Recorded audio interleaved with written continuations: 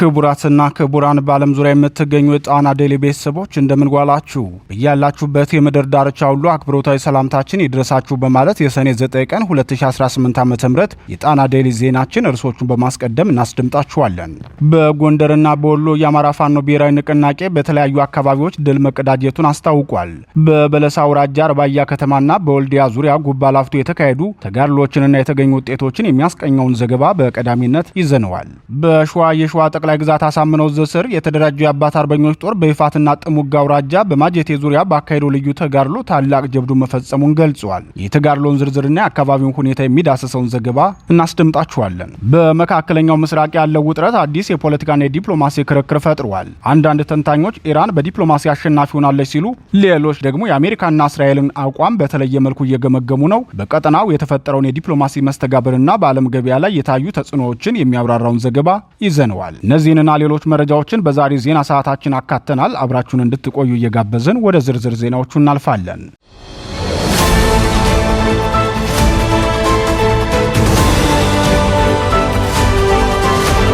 የፋኖ ታላቅ ተጋድሎ በአርባያና በወልዲያ። የአማራ ፋኖ ብሔራዊ ንቅናቄ ጎንደር ጠቅላይ ግዛት በላይ ዕዝ ታዲዮስ ታንቱ ክፍለ ጦር በበለሳ አውራጃ አርባያ ከተማ በመግባት ታላቅ ጀብዱ ፈጽሟል። በወሎ ቤት አማራ የአጼ ምኒልክ ዕዝ 12ኛ ክፍለ ጦር ደግሞ ወልዲያ ዙሪያ ጉባ ላፍቶ ላይ ከፍተኛ ድል መቀዳጀቱን አስታውቋል። ተደጋጋሚ ወታደራዊ ተጋድሎችን በድል አድራጊነት የሚወጣው የ204ኛ አስቻለው ደሴ ኮር ታዲዮስ ታንቱ ክፍለ ጦር ሰለሞን ማንደፍሮ ብርጌድ ትናንት ምሽት አርባያ ከተማ ሰርጎ በመግባት የስርዓቱ ቁልፍ ካድሬዎችና የጸጥታ ኃይል አመራሮች ላይ እርምጃ ወስዷል። ድሉን አስመልክቶ የክፍለ ጦሩ ዋና አዛዥ አርበኛ ታርቆ ከበደ ለጣና ቴሌቪዥን እንደገለጸው በውስጥ አርበኞች በሰበሰብነው አስተማማኝ መረጃ መሰረት የተፈጸመ ኦፕሬሽን ነው። ለተልዕኮ የገባው ኃይላችንም በዜሮ መስዋዕትነት ድሉን አስጠብቆ ወጥቷል ብሏል። አርበኛ ታርቆ አክሎም በስርዓቱ ቁልፍ ካድሬዎችና የተመረጡ ግዳጆች ላይ የምናደርገውን በመረጃ የተጠና ኦፕሬሽን አጠናክረን የምንቀጥል ይሆናል ሲል ተናግሯል። በሌላ የፋኖ የተጋድሎ ውሎ የአማራ ፋኖ ብሔራዊ ንቅናቄ ወሎ ቤት አማራ አጼ ምኒልክ ዕዝ 102ኛ ኮር 12ኛ ክፍለ ጦር 6ኛ ሻለቃ ቃኝ ኃይል በጉባ ላፍቶ ወረዳ ሰዋ ሜዳ ላይ ባደረገው ተጋድሎ ታላቅ ጀብድ መፈጸሙን የዙ ህዝብ ግንኙነት መምሪያ ገልጿል።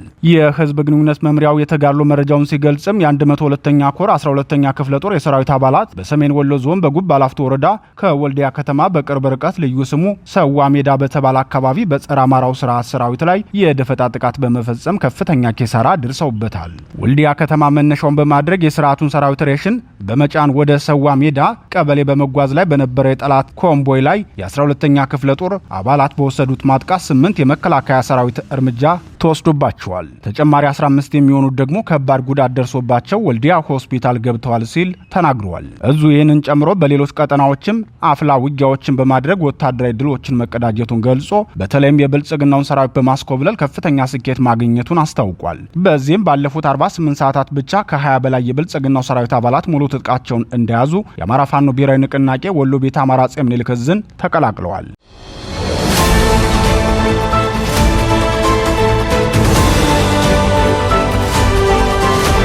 የአባት አርበኞች ድል በሸዋ።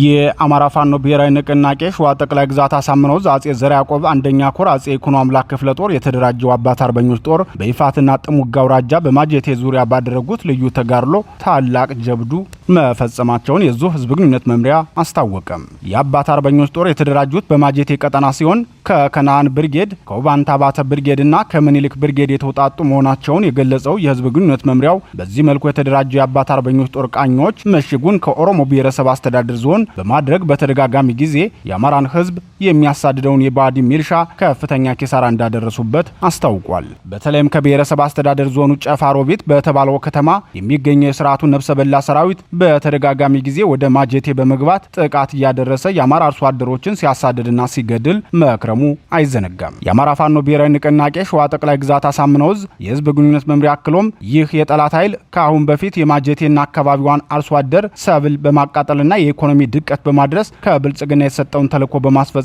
የሚታወቅ መሆኑ ግልጽ ነው። የተለመደውን አማራን የማውደም የመዝረፍና የማቃጠል ተልዕኮ ይዞ የዘመተው የጠላት ኃይል ከኦሮሞ ብሔረሰብ አስተዳደር ዞን ሚልሻ፣ ፖሊስና መከላከያ ሰራዊት የተውጣጣ ነበር ብሏል።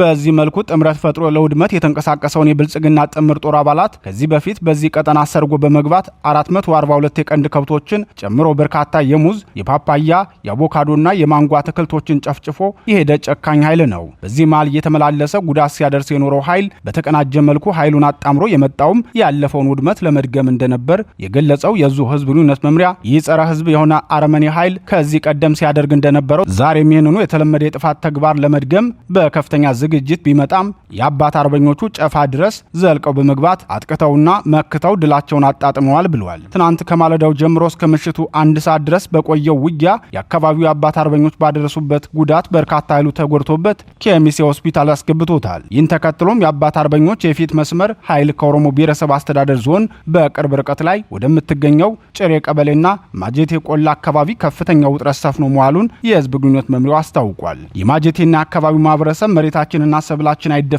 በሚል ጽኑ እምነት ራሱን የመከላከልና በጠላት ላይ ጠንካራ ክንዱን የማሳረፍ ታሪክ መስራቱንም የሸዋ ጠቅላይ ግዛት አሳምነው ዕዝ የህዝብ ግንኙነት መምሪያ ባደረሰን መረጃ አስታውቋል።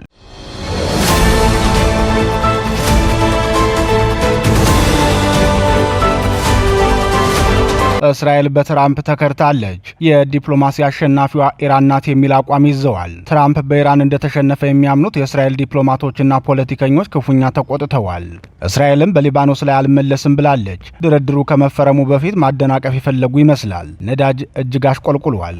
ፕሬዚዳንት ዶናልድ ትራምፕ ከ10 ዓመታት በላይ የዘለቀውን የአሜሪካና የኢራን ውጥረት በማርገብ ያልታሰበ የሰላም ስምምነት ላይ መድረሳቸውን ይፋ ማድረጋቸው በዓለም አቀፍ የፖለቲካ መድረክ ላይ ትልቅ መነጋገሪያ ሆኗል። ይህ ታሪካዊ ስምምነት ወታደራዊ ግጭቶችን ከማስቆሙም ባሻገር የሆርሙዝ ባህረ ሰላጤ በአፋጣኝ ክፍት እንዲሆንና በአሜሪካ ተጥሎ የነበረው የባህር ማዕቀብ እንዲነሳ አድርጓል። የዚህ ፈጣን ፖለቲካዊ እርምጃ ትልቁ ማሳያ ደግሞ በዓለም አቀፍ ገበያ የነዳጅ ዋጋ በከፍተኛ ሁኔታ መቀነሱ ነው። ይህ እርምጃ ዓለም አቀፉን የንግድ እንቅስቃሴ ሊያቀላጥፍ እንደሚችል ቢታመንም በቀጠናው የፖለቲካ ሚዛን ላይ ግን ከፍተኛ መናወጥ ፈጥሯል ተብሏል። ይህ ስምምነት ለሁሉም አካላት እፎይታን የሰጠ አልሆነም። በትራምፕና በኢራን መካከል የተደረገው ድርድር የእስራኤሉን ጠቅላይ ሚኒስትር ቤንያሚን ኔታንያሁን ከፍተኛ ስጋት ውስጥ ጥሏቸዋል። እስራኤል የኢራንን ስጋት ያለ አሜሪካ ድጋፍ መቋቋም እንደማትችል በግልጽ ስለሚታወቅ ይህ ስምምነት ለእስራኤል ደህንነት ትልቅ ፈተና ነው። አሜሪካ ውስጥም ቢሆን ፕሬዚዳንት ትራምፕ ከራሳቸው ፓርቲ አባላት ኃይለኛ ተቃውሞ ገጥሟቸዋል። የሪፐብሊካን የጦር አጋሮችና ፖለቲከኞች ትራምፕ ለኢራን እጁን ሰጥቷል በማለት ከፍተኛ ትችት እያቀረቡ ሲሆን ይህም ስምምነቱ በአሜሪካ የውስጥ ፖለቲካ ላይ የፈጠረውን ጥልቅ መከፋፈል በግልጽ ያሳያል ሲል ሲኤንኤን በትንታኔ ተመልክቶታል። የአልጀዚራ ዘገባ ደግሞ ይህንን ሁኔታ ይበልጥ በማብራራት የአሜሪካው ምክትል ፕሬዚዳንት ጄዲ ቫንስን ቃል ጠቅሶ የተባበሩት መንግስታት ድርጅት ወይም ዩኤን የኒውክሌር ተቆጣጣሪዎች ወደ ኢራን እንደሚመለሱና የኢራን የነዳጅ መርከቦች በሆርሙዝ በኩል በነጻነት ማለፍ መጀመራቸውን አረጋግጧል። በብዙዎች ትንታኔ መሰረት በዚህ የዲፕሎማሲ ጦርነት ትልቁ አሸናፊ ኢራን ስትሆን እስራኤል ግን በዋና አጋሯ አሜሪካ እንደተከዳች ይሰማታል። ትራምፕ በኢራን ዲፕሎማሲ እንደተሸነፉ የሚያምኑት የእስራኤል ዲፕሎማቶችና ፖለቲከኞች በከፍተኛ ቁጣ ውስጥ ይገኛሉ ብለዋል። ከሁለቱ ሀገራት ታሪካዊ ዳራ አንጻር ስንመለከተው ከ1979 የኢራን እስላማዊ አብዮት ጀምሮ አሜሪካና ኢራን በከፍተኛ ጂኦፖለቲካዊ ፍጥጫ ውስጥ ቆይተዋል። በሌላ በኩል እስራኤል የኢራንን የኒውክሌር ፕሮግራምና የቀጠናውን ተጽዕኖ በተለይም በሊባኖስ የሚገኘውን ሄዝቦላህንና ሌሎች ታጣቂዎችን መደገፏን እንደ ህልውና ስጋት ስትቆጥረው ኖራለች። አሁን የደረሰው ስምምነት ይህንን የረጅም ጊዜ የጥላቻ አሰላለፍ የሚቀይር በመሆኑ ድርድሩ ከመፈረሙ በፊት ለማደናቀፍ ጥረት ሲያደርጉ የነበሩት እስራኤላውያን እርምጃቸውን ወደ ሌሎች የቀጠናው ክፍሎች ሊያዞሩ እንደሚችሉ ይገመታል። በተለይም እስራኤል በሊባኖስ ላይ የጀመርኩትን ዘመቻ አልተወውም ማለቷ የአሜሪካና ኢራን ስምምነት በመካከለኛው ምስራቅ ሙሉ ሰላም ሊያመጣ እንደማይችልና ውጥረቱ በእጃዙር ጦርነት ሊቀጥል እንደሚችል ጠንካራ ማሳያ ነው። በአጠቃላይ ይህ የትራምፕ አስተዳደርና የኢራን የሰላም ስምምነት የዓለምን የነዳጅ ገበያ በማረጋጋትና ቀጥተኛ ጦርነትን በማስቀረት በኩል አዎንታዊ ሚና ቢጫወትም በመካከለኛው ምስራቅ የጂኦፖለቲካ ሚዛን ላይ ግን መሰረታዊና አደገኛ ለውጥ አምጥቷል ተብሏል። የአሜሪካ የውስጥ ፖለቲካ መከፋፈል፣ የእስራኤል የደህንነት ስጋት መጨመርና የኢራን ዲፕሎማሲያዊና ኢኮኖሚያዊ ትንሳኤ በቀጣይ የዓለም አቀፍ ግንኙነት አቅጣጫን የሚወስኑ ቁልፍ ጉዳዮች ሆነው ይቀጥላሉ ሲሉ ደግሞ የጣና ዴይሊ የፖለቲካ ተንታኞች ገልጸዋል።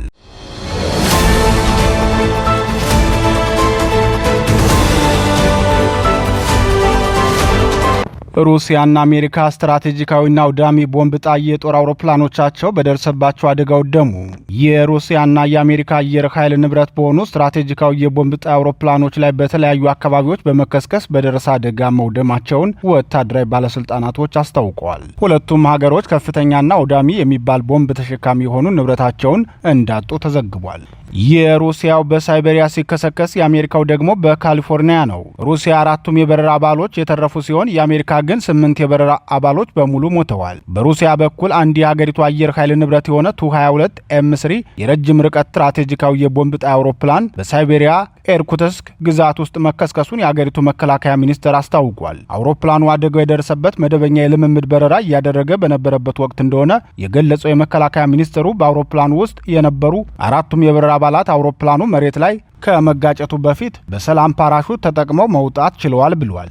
ይህ በሶቪየት ህብረት ዘመን የተሰራው ድምፅ አልባ ወይንም ሱፐርሶኒክ የቦምብ ጣይ አውሮፕላን ሩሲያ በሶሪያና በዩክሬን በሚደረጉ የውጊያ ስምሪቶች ላይ በስፋት ጥቅም ላይ ሲውል የቆየ እንደነበር ተዘግቧል። በሌላ በኩል ደግሞ የአሜሪካው አየር ኃይል ንብረት የሆነው ቢ-52 ስትራቴጂካዊ የቦምብ ጣይ አውሮፕላን በካሊፎርኒያ በረሃ ውስጥ መከስከሱንና በአውሮፕላን ውስጥ የነበሩት 8ቱም ሰዎች በሙሉ መሞታቸውን የሀገሪቱ ወታደራዊ መሪዎች አስታውቀዋል። ረጅም ርቀት ተጓዥ የሆነው ይህ የአሜሪካ የቦምብ ጣይ አውሮፕላን በትናንትናው ዕለት መደበኛ የሙከራ በረራ እያደረገ በነበረበት ወቅት ከሎስ አንጀለስ በስተሰሜን 95 ኪሎ ሜትር ርቀት ላይ የሚገኘው ከኤድዋርድ የአየር ኃይል ጣቢያ ተነስቶ ብዙም ሳይቆይ ተከስክሷል ተብሏል። አሁን ላይ የሁለቱም ሀገራት ወታደራዊ ክፍሎች ስለ አደጋዎቹ መንስኤ ዝርዝር ምርመራ መጀመራቸውን ያስታወቁ ሲሆን ምርመራው እንደተጠናቀቀ ይፋ እንደሚያደርጉ አስታውቀዋል።